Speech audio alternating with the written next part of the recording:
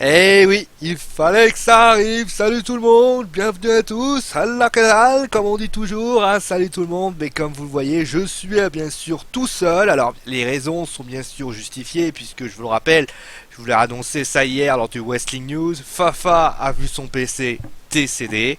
Et malheureusement, eh bien, il est obligé, il est en deuil aujourd'hui, il ne peut pas participer au Wrestling Show, puisque malheureusement, et oui, il est en deuil, il est en train eh bien, de prodiguer les derniers sacrements à son PC et on pense fort à lui. Enfin, plus sérieusement, bien sûr, c'est le Wrestling Show. Le Wrestling Show, pour ceux qui ne savent pas ce que c'est, eh bien, c'est l'émission de débat. On débriefe les pay-per-view, les shows de Raw, mais également les pronostics de pay-per-view. On fait ça sans langue de bois, on dit vraiment ce qu'on pense, et tant pis si personne n'est vraiment d'accord avec nous. Même si c'est vrai que la phrase que je dis souvent, si tout le monde est d'accord, la vie serait vraiment chiante. D'ailleurs, avant qu'on commence, je tenais déjà à vous, il y a une vidéo qui tourne hein, sur la chaîne, mais je tenais sincèrement à vous remercier. On a dépassé la barre des 500 abonnés.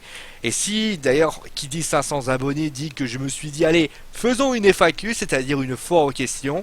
Et si vous avez des questions à nous poser sur la, on va dire, l'organisation, sur comment on a fait ça, sur les préludes de Geek and Sport, ou alors sur n'importe quoi, bah vous n'hésitez pas à vous poser vos questions et on y répondra très rapidement. Bon allez, maintenant passons au show, débriefing donc de Raw, le show qui a débuté avec eh bien Triple H qui était là pour essayer bien sûr de parler de ce qui s'est passé hier, la semaine dernière, hein, souvenez-vous, Roman Reigns qui a été détruit, alors la photo est un peu étirée, je vais la mettre un peu mieux, voilà, enfin voilà, hop. Et voilà, match de télévision, ça marche d'un coup. Bon, alors revenons à ce que je disais. Donc, il a expliqué bien sûr que, eh bien, il y avait deux types de camps, ceux qui étaient l'autorité et ceux qui ne l'étaient pas. Que nous, c'est-à-dire les gens, hein, on avait tendance à respecter l'autorité par peur, contrairement à Roman Reigns qui n'écoute jamais ce qu'on lui dit. C'est pour cette raison qu'il a été détruit la semaine dernière à Raw. Et c'est à ce moment-là que Dean Ambrose est arrivé. Hein, il a un petit peu explicité. Et là, au début, il a un petit peu parlé de Shane. Et puis après, il a voulu savoir justement qui était le numéro 1 pour lui, qui devait gagner ou plutôt qui ne devait pas gagner à Fastlane. Triple H, très honnêtement, lui a répondu eh bien, que c'était lui, hein, le maillon faible de ce triple threat match, et donc il ne méritait pas un main event de WrestleMania. Dean Ambrose, comme d'habitude, l'a provoqué, et finalement, eh bien, il a annoncé Triple H, eh bien, que Dean Ambrose ferait face à Alberto Del Rio, mais il a également annoncé, et ça c'est la grosse information, il a annoncé qu'il y réfléchirait à un match de championnat pour le titre de la WWE, contre Dean Ambrose. On parle de Roadblock, peut-être que cela avait été organisé. Bon allez, en tout cas, moi, à mon avis sur ce speech, en tout cas, j'ai trouvé ce speech extrêmement intéressant. En tout cas, on sait très bien que Triple H s'est aligné d'excellents speeches à la WWE. Il l'a encore prouvé durant cet interlude. Il dit vraiment ce qu'il pense. Il a aussi vraiment ce côté énervant vraiment de l'autorité qui dit voilà, moi je suis le numéro 1, vous êtes le reste. Et le fait qu'il soit tellement serein et gars nous donne envie aussi de nous énerver sur lui. Et en fait ça contraste aussi avec Dean Ambrose. Dean Ambrose qui est vraiment le côté très nerveux, très psychotique, qui a tendance à dire ce qu'il pense et qui est complètement dingue. Et finalement, eh bien, le mariage entre les deux a fait vraiment des étincelles parce que par exemple Dean Ambrose qui le regarde et qui quand un truc qui est passé marrant, c'est quand Triple H lui dit mais en fait, je crois que c'était une histoire, mais t'es vraiment dingue, et que Dean Ambrose lui répond bah écoute, j'arrête pas de le dire, mais personne me croit. Ou alors quand il parle de Brock Lesnar qui a été attaqué par un grizzly, je trouve que le mariage des deux est vraiment très intéressant et je regrette vraiment que voilà, on n'ait pas plus privilégié Dean Ambrose pour WrestleMania parce que eh ben, il est excellent au micro, Dean Ambrose, il sait vraiment faire passer une petite magie que Roman n'arrive pas. Et Triple H, lui, il est là, bien sûr, c'est un excellent gars au micro, ça vous le savez, son mid-skill est tout simplement parfait. Et l'union des deux durant ce segment a été, pour ainsi dire, très intéressant par rapport à ça. Si j'avais un truc à rejeter, rien du tout, pour être honnête. Peut-être, j'aurais aimé peut-être une petite... je sais pas, honnêtement non, franchement, quand un segment est parfait, il faut le dire. Le segment a été parfait. Peut-être aurais-je voulu plus d'ovation peut-être de là pour Triple H pour essayer de contraster pour savoir celui qui était le plus populaire. Mais là je chipote vraiment. Très très bon segment entre les deux. Et ça je tenais quand même à le signaler. Donc après eh bien ce segment, il y a eu donc eh bien le premier match qui opposait Sasha Banks à donc la meilleure lutteuse de la galaxie, la meilleure lutteuse qui est capable de faire des choses exceptionnelles avec son corps et bien évidemment avec sa tête et avec son âme, contre eh bien Becky Lynch, celle qui est capable de lutter, mais bon hein, ça vaut pas le talent de Becky, de Sasha pardon. Et c'est vrai que c'est alors ça a été un match qui a été vu par Charlotte, double match nul puisqu'en fait lors d'un Sunset Flip Powerbomb, les deux filles en fait s'écrasent au sol et les épaules sont rivées, donc Mike Yoda est obligé eh bien de faire taper, enfin de taper, donc de compter le faire le tomber, et les deux malheureusement ne se relèvent pas, et donc match nul entre les deux. Donc pas d'aspirante numéro 1 pour le titre d'Idiva après ce match. On parlera d'ailleurs de ce qui s'est passé à WWE SmackDown. Donc, eh bien, que peut-on dire de ce match? Alors, c'était vraiment un match déjà très attendu de la part des fans de catch, puisque forcément c'était les deux lutteuses les plus populaires qui s'affrontaient. C'était également pour Sasha, c'était peut-être, on essayait de savoir, pas mal de pistes étaient données par rapport à ce match, puisqu'on parlait d'ailleurs par exemple d'un match avec Sasha contre Charlotte, on parlait d'un triple threat, et finalement eh bien on était après ce match en train de se diriger vers un triple threat, puisque eh bien les deux filles ont fait alors un match nul. C'est un match que j'ai trouvé très intéressant, très rythmé, que j'ai trouvé aussi vraiment les deux filles ont vraiment offert un très très bon spectacle. On peut juste regretter que le match ne soit pas duré un peu plus longtemps. C'est vrai que contrairement par exemple à NXT où on peut leur offrir 20 à 25 minutes de momentum, là on leur propose peut-être 10-15 minutes avec les entrées, hein, c'est ça qui est horrible. Et malheureusement, le fait que c'est que 15 minutes, ça apporte pas grand chose par rapport à ça. On peut regretter également on va dire l'absence. Bien sûr, elle était là, mais la non décision de Charlotte. J'aurais aimé peut-être une Charlotte un peu plus vindicative, peut-être en train de parler à la table des commentateurs, peut-être Banks ou Becky, Sasha ou Becky qui va dire essayer de la balancer les balancer directement sur elle. Ça aurait pu créer un petit chaos par rapport à tout ça.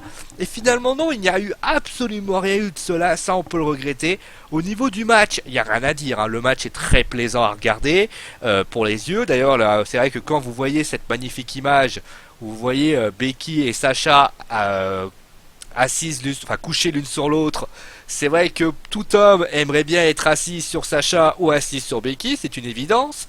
Mais ça c'est une certitude aussi que Becky a vraiment Becky, moi ce qui me fait plaisir pour Becky c'est qu'elle offre vraiment du spectacle. Elle est en train de remonter, alors qu'on disait qu'elle était un peu perdue, un peu en difficulté par rapport à Sasha et notamment Charlotte. Et ben finalement elle est en train de revenir elle est vraiment dans les petits papiers et tout. Et je tiens par exemple à noter quelque chose qui est pas mal, c'est le petit Michael. Vous savez, quand Michael Cole faisait une interview, j'ai trouvé que Becky se défendait plutôt bien, et ça c'est plutôt intéressant. Bon, Sasha, je la présente même plus, Sasha c'est une lutteuse exceptionnelle, avec un talent incroyable, capable de faire des choses que n'importe du commun des mortels n'est pas capable de faire, que des choses que d'ailleurs... D'ailleurs, je me demande d'ailleurs si on devrait pas lui faire un espèce d'émission, les meilleures choses, the best big thing of Sasha Banks. The best technical thing of Sasha Banks. Parce que quand elle fait des prises, c'est exceptionnel. Quand elle bouge sa chevelure tellement belle, c'est exceptionnel. Elle fait tout parfaitement. Et c'est tout simplement la meilleure lutteuse. Celle que j'aime. Celle qui est vraiment magnifique. Et forcément, eh bien...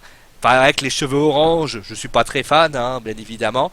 Mais il faut avouer une chose, l'Irlande représente bien Becky Lynch, mais la galaxie est bien représentée par Sasha Banks. Voilà, par rapport à tout ça. On va parler quand même de ce qui s'est passé à WWE SmackDown. Donc le Wrestling News arrivera à 21h pour ceux qui se poseraient la question. Bien sûr, pour ceux qui veulent pas se faire spoiler, bouchez vos oreilles. Attention, bon. Voilà, donc là voilà, j'ai laissé quelques secondes de manière à ce que vous puissiez baisser le son au cas où. Donc, alors, Souci, zone spoiler. Donc j'ai pas précisé, il y aura peut-être une zone, c'est une zone spoiler hein, pour cette information. Alors, Sacha et Becky donc ont eu leur deuxième match. Et Charlotte est intervenue puisqu'elle a causé la double disqualification des deux filles. Ce que je comprends pas vraiment parce que je vois pas pourquoi on est obligé de faire deux matchs pour confirmer avoir une égalité. Enfin, avoir un triple threat. On aurait pu avoir ça à Raw. Ça aurait pu avoir un vrai momentum permettant justement à Sacha et Becky déjà d'avoir quelque chose qui soit plus fort pour que à SmackDown on embraye directement avec la rivalité. Mais au lieu de ça, bah, on a attendu SmackDown et forcément bah, Charlotte s'est attaquée. Alors certes, c'est plutôt pas mal, mais moi j'aurais aimé que ce soit à Raw. Voilà tout ce que j'avais à dire. En tout cas, le triple threat est annoncé. Cela a été officialisé pour WrestleMania. Bon, le troisième match était un match entre le Miz et Dolph Ziggler. Alors, je l'ai pas commenté, mais j'ai regardé un petit peu les petits résumés de ce qui a été proposé. Alors, au niveau du match, moi j'ai donc ça reste un match relativement classique. Hein. Dolph Ziggler a fait un match intéressant. Le Miz a été là, il a fait son job. Maintenant, moi, ce qui me gêne, c'est le final. C'est un final, alors qui voit la victoire du Miz, ça me pose pas de problème.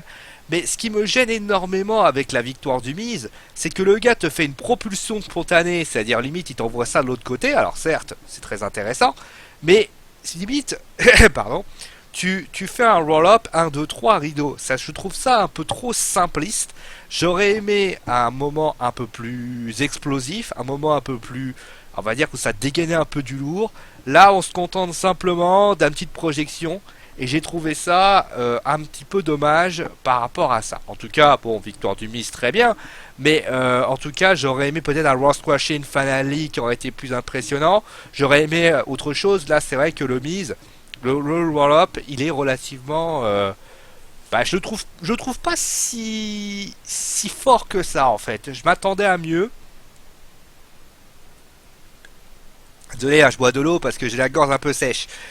J'ai trouvé la, voilà, j'ai trouvé la, voilà, le Miz c'est bien, le Miz il a fait son match, le Miz il a, mais le roll-up et le final, moi je l'ai trouvé un petit peu bofissime. Alors après, bon, certains diront oui, mais tu vois, Sio, le Miz c'est un petit gars opportuniste et c'est sa gimmick qui veut ça. Alors soit, je suis d'accord, mais ça reste encore ça reste quand même voilà, ça reste un peu simpliste par rapport à ce que j'avais proposé. Bon, ensuite, après donc ce match, alors il y a eu un match entre les Lucha Dragon et Sheamus et que je me souvienne bien, Sheamus. Ah non, ça c'était après. Ah bah c'était après. Bon bah j'ai rien dit. Donc c'était donc après avoir fait ça, donc on a eu. Alors je vais les mettre en même temps. Hein. C'est vrai qu'il y a pas ça a été pas à la suite. Mais on a eu donc Stephanie McMahon qui était là et on a eu donc le moment le plus important qu'on a eu, c'est Vince McMahon qui était avec l'Undertaker. Donc on va commencer avec Stephanie qui a réussi quand même quelque chose d'exceptionnel, c'est de balancer une table. Regardez-moi ça, la facilité quand même, bien la balancer la table avec une rage folle. Oh là là là là, bon, là, là. Bon, c'est vrai qu'elle s'est défoulée dessus. Bon bah écoutez, chacun ses problèmes. Alors je l'ai pas traduit le segment parce que je l'ai pas trouvé intéressant à regarder.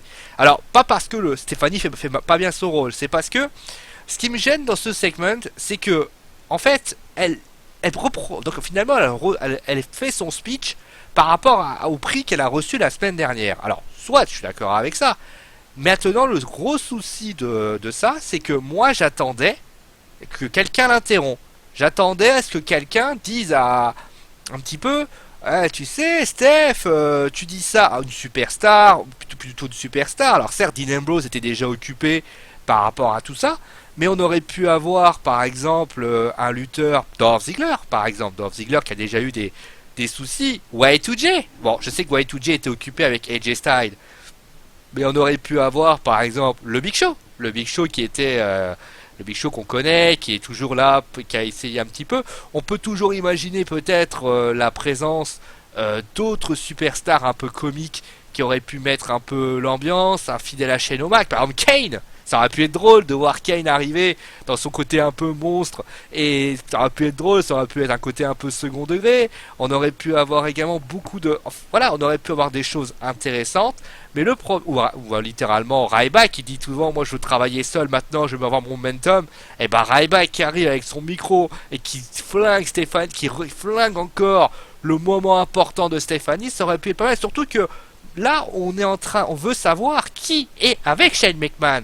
Et le fait que Shane O'Mac ait par exemple un lutteur, deux lutteurs, trois lutteurs, voire même Daniel Bryan. Daniel Bryan qui serait venu, qui aurait fait des petites blagues par-ci par-là pour Stéphanie en disant voilà, moi je suis à la retraite, maintenant moi j'ai plus vraiment de problème, maintenant je peux dire ce que je pense, t'es une loseuse, le mec, t'as ton frère, il arrive, et toi, le public, il l'aime plus que ça. Vous voyez, il y aurait pu avoir quelque chose qui aurait pu être sympa. Il manque quelqu'un pour Stéphanie. Et là, à ce moment-là, t'aurais eu Stéphanie qui aurait dit ah ouais, moi je peux m'occuper de toi, par contre ta femme est dans les parages. Ça aurait pu être sympa. Et là, il n'y a pas ça. Et c'est dommage, parce que finalement, on a l'impression que le public est là, bien sûr. Alors, elle fait un très bon speech. Ça, il n'y a pas de souci là-dessus. Notamment le moment où où elle pousse la table, où elle harangue la foule, où elle passe son temps à dire, notamment à la fin, où elle demande à tout le monde va devoir s'incliner vers le roi et la reine. Je trouve que c'est un segment très très bien ficelé. Mais il manque quelqu'un. Il manque une valeur B pour pouvoir peut-être la rendre un peu ridicule. Et c'est peut-être ça qu'il fallait dans ce segment. Et forcément, cela n'a pas été le cas. Surtout que, bien évidemment, la raison aussi principale pour laquelle je dis ça, c'est qu'il y avait le deuxième segment, qui était celui avec Vince McMahon, et avec l'Undertaker. C'était celui-là qu'on attendait vraiment, parce que Stéphanie, ce qu'elle a voulu faire, c'est juste essayer d'expliquer que elle aurait une domination, parce que, oui, c'est déjà le cas. On sait tous que l'autorité, s'ils n'ont pas ce Raw, ils auront des difficultés, surtout qu'on est en train de faire des amalgames avec les contrôles de la WWE et le contrôle de Raw. Enfin, il y a des rumeurs comme quoi on va couper les rosters ou des trucs comme ça sera autre chose. On en parlera peut-être plus lors du Wrestling Show WrestleMania. Mais par exemple, pour quelqu'un comme Stéphanie, ça aurait été peut-être de prendre des décisions drastiques, des choses comme ça, pour montrer justement que vous avez vu ce qu'on est capable de faire. Vous avez vu Shane, il arrive, vous l'aimez, nous on est capable de faire. Vous voyez, elle a fait ça, mais il manquait le contrôle numéro 2, celui qui, alors ça peut être sa manager général, ça peut être Mick Foley, ça peut être, faut quelqu'un de l'autre côté. Surtout que, comme je l'ai expliqué, l'autre côté, il y avait le moment que tout le monde attendait. Est-ce que l'Undertaker allait accepter d'être entre guillemets la main de Vince McMahon, être le diable de Vince McMahon, d'avoir ce que je disais souvent lors de l'émission, est-ce que Vince McMahon va faire ce fameux pacte avec le diable et dire à l'Undertaker, écoute, maintenant je m'ai fait un pacte avec toi, tu me tues, en fait tu peux prendre mon fils et moi toi tu me donnes la compagnie. Et c'est le truc, c'est que l'Undertaker est arrivé, donc après il a magnifique d'ailleurs le moment où il y a la main, il a pas dit grand chose, mais le peu de choses qu'il a dit, ça a suffi pour faire vraiment un très bon segment.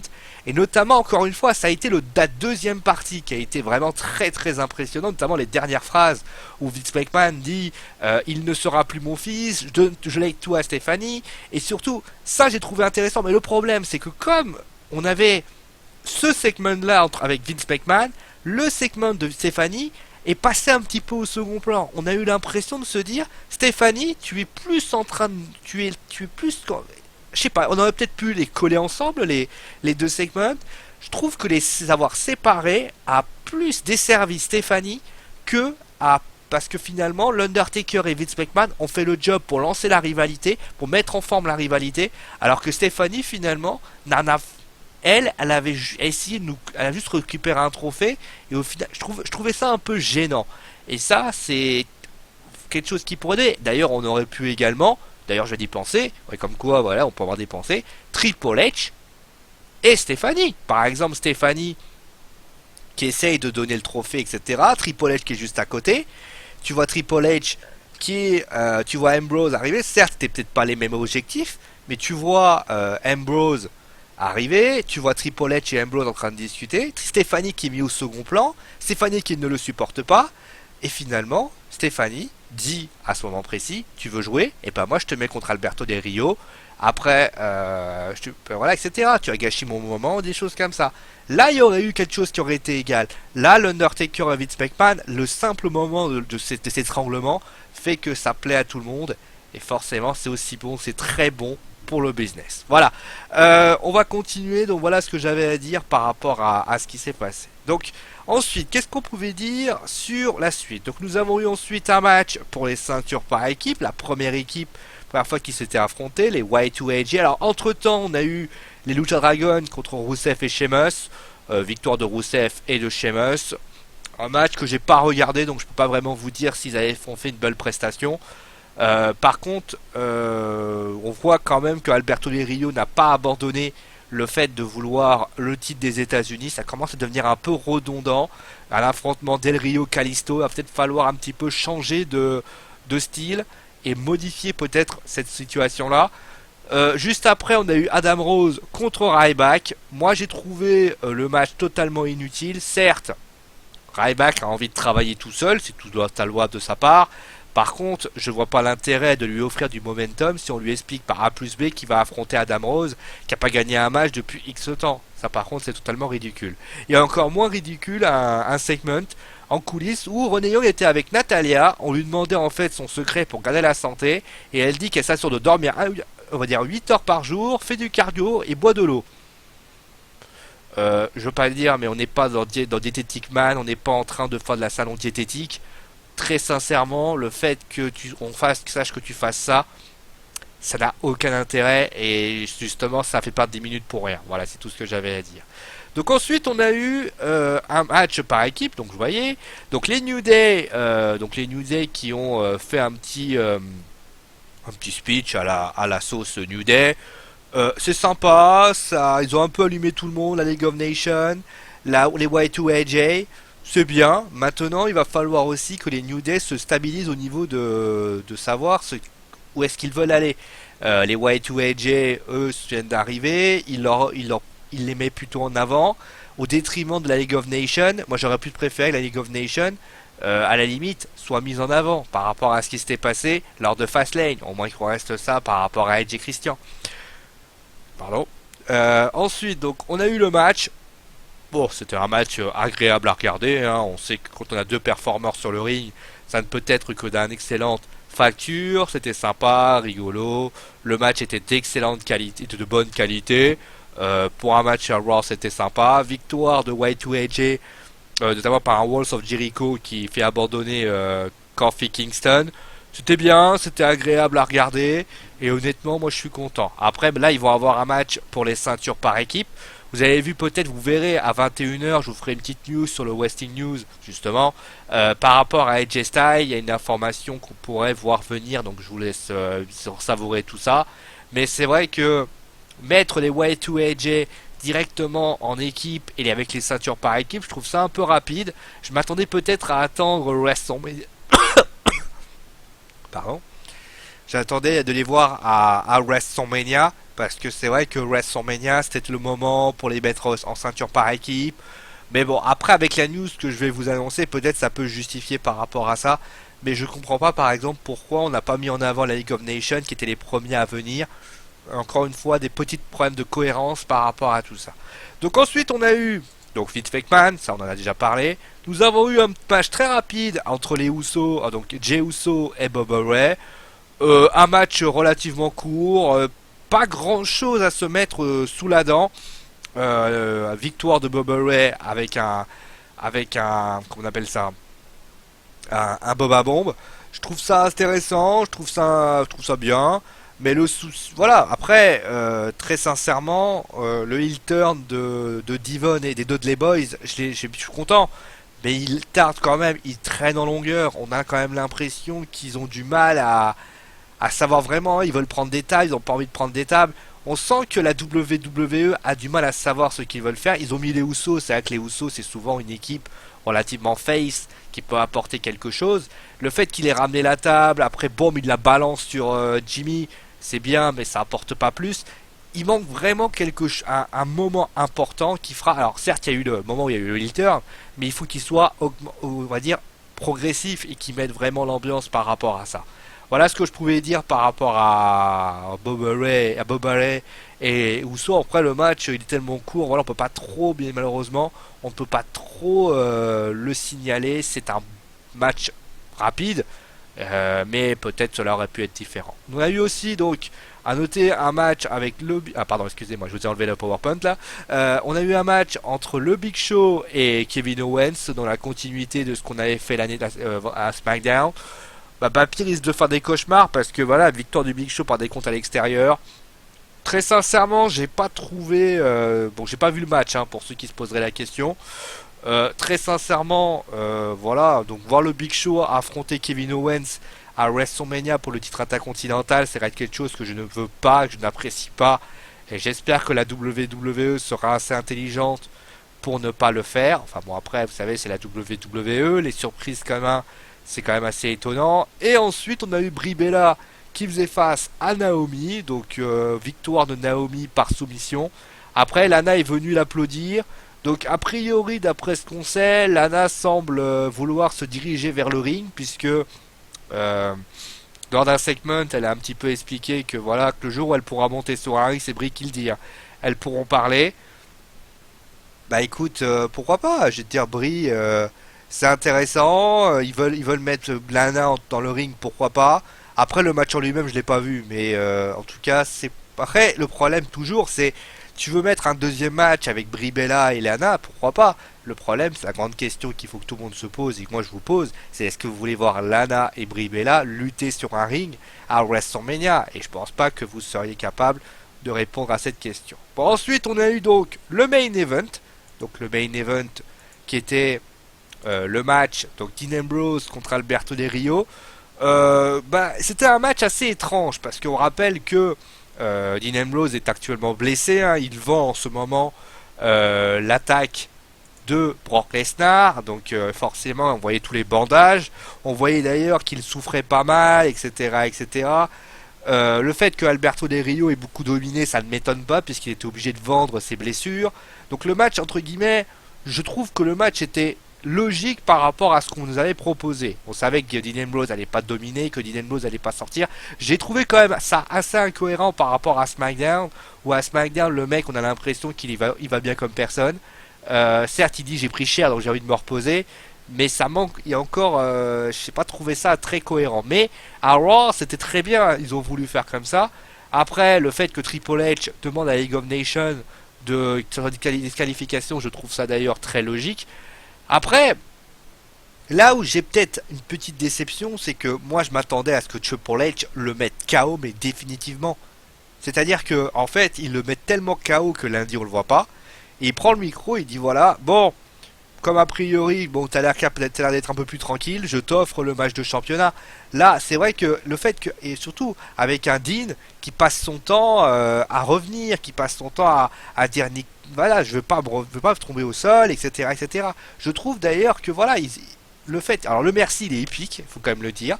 Je trouvais ça très très bien le merci, mais je m'attendais peut-être à plus de la part de Hunter. Parce que si Dean Ambrose est fort à ça, c'est de faire péter des plombs et d'être le mec le plus arrogant, le plus grande gueule par rapport à tout ça. Et ça, c'est vrai qu'il a peut-être été un peu manqué. Le merci, je l'ai trouvé un peu petit par rapport à ce qu'on proposait au début. Maintenant, la démolition est plutôt bien faite, tout ça c'est plutôt bien fait. Le fait que Dean Ambrose réagisse, j'ai trouvé ça intéressant aussi. Donc finalement, j'ai trouvé ça très bien. Maintenant, on aurait peut-être préparé plus. Après, c'est mon côté un peu pervers qui veut peut-être ça. Bon voilà, voilà ce qu'on pouvait dire sur le show de Raw. Donc un bon show, hein, faut quand même pas se cacher. Hein. C'était un show intéressant avec des choses pas tout à jeter. Je trouvais que le show était cohérent. Mais comme j'ai déjà explicité, il y a des choses plus à réajuster. C'était pas voilà. La semaine prochaine, on aura Shane McMahon qui va revenir. L'Undertaker sera là également. Est-ce que Roman sera là? Ça, j'en sais rien. Dean Ambrose qui va surtout appuyer là où ça pour essayer de trouver des solutions. Mais j'ai trouvé quand même que c'était sympa, que le show était bien construit. Les segments, même si je les ai un peu critiqués, notamment, les critiquer sur celui de Stéphanie, c'est plus de la construction que ça m'a gêné. C'est pas la personne. Je trouvais que c'était très bien fait. Donc finalement, tout était intéressant, tout n'est pas à jeter, tout même à garder, même j'ai envie de dire. Après, bien évidemment, il y a des choses qui vont pas, certains matchs ont peut-être été un peu bâclés, notamment le Miz que j'ai trouvé ça un peu incohérent, Jey Uso et le Bobby Ray que j'ai trouvé un peu le livre court. Euh, Après les matchs étaient bien, il y a les titres par équipe qui seront là sur la semaine prochaine, on aura peut-être appris plusieurs choses aussi, WrestleMania arrive, donc c'est bien qu'ils aient proposé tout ça. On espère c'est évidemment que avec Roadblock qui arrive, ça va vraiment faire des momentum au fur et à mesure que ça va s'accélérer. Mais en tout cas, c'est une excellente nouvelle et ça vraiment c'est bon pour le business. Est-ce que Brock Lesnar sera là la semaine prochaine? C'est une grande question, mais en tout cas, surtout que on attend toujours peut-être aussi le Rock qui se confrontera peut-être Triple H par rapport à ce qu'il a fait à Roman. Bon voilà ce que on pouvait dire par rapport à ce show. Bah dites-nous bien sûr hein, ce que vous avez pensé du show. Est-ce que pour vous ce show est une réussite? Est-ce que ce show est une infamie? Est-ce que pour vous il aurait dû être fait différemment? Si vous aviez été booker, comment auriez-vous construit? Est-ce que vous êtes d'accord avec moi? En tout cas, moi, tout ce que je peux vous dire, c'est qu'on se retrouvera très prochainement. Hein. D'ailleurs, à 21h, vous entendrez ma belle voix parler du Wrestling News. Donc, on parlera de AJ Styles, on parlera de Hunter et on parlera d'ailleurs des résultats de SmackDown. Donc n'hésitez pas bien sûr à voir tout ça. La foire en question, la FAQ, donc n'hésitez pas à poser vos questions, hein, 500 abonnés ça se fait. Donc n'hésitez pas bien sûr à donner vos questions, hein, si vous avez des questions à nous poser, que ce soit sur les rubriques commentaires en bas, que ce soit sur Geek and Sport Wrestling Football, @Wrestling Foot, ou tout simplement vous nous envoyez un message et on vous répondra en une vidéo comme l'a fait notamment Aslis ou d'autres personnes. Bon voilà, prenez soin de vous, amusez-vous bien. Merci à vous tous encore d'être aussi nombreux à nous suivre. C'est vraiment un honneur et un privilège de vous avoir. On rappelle, hein, Geek and Sport, c'est des passionnés. C'est une chaîne faite par des passionnés pour des passionnés. C'est justement ça qu'on aime. Prenez soin de vous, amusez-vous bien et ciao tout le monde.